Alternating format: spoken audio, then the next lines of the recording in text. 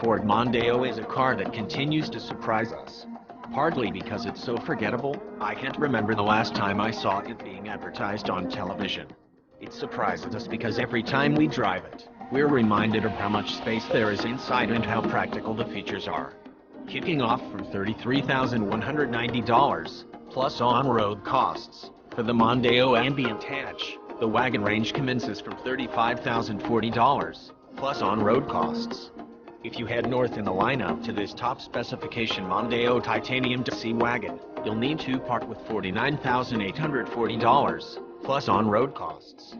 That kind of money lands you right in the large SUV zone where you'll find cars like the Mazda CX-9, Kia Sorento and Hyundai Santa Fe, meaning you will really want a wagon to justify the purchase.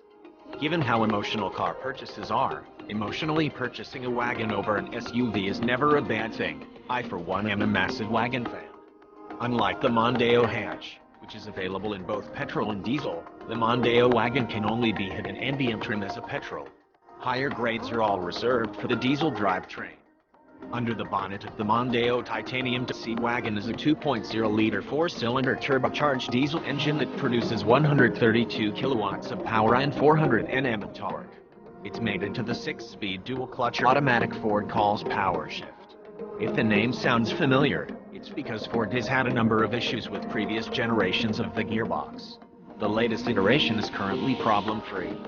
Given the efficiency gains of a diesel engine over a petrol engine, it's worth noting that Ford claims a combined fuel consumption figure of 5.3 liters of fuel per 100 kilometers. We managed to achieve 6.2 L/100 km during our time with the car, which included a mix of city and highway driving. The cabin is nicely presented and centers around an 8.0-inch infotainment system that Ford calls Sync 3. It's the third iteration of the infotainment system that brings with it a host of new technology such as Apple CarPlay and Android Auto.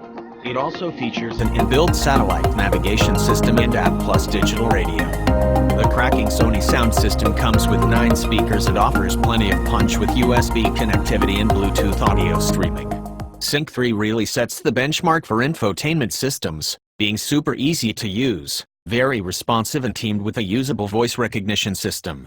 While the first row of the cabin is nicely presented, it's let down by some pretty average materials around the infotainment system and gear selector surrounds.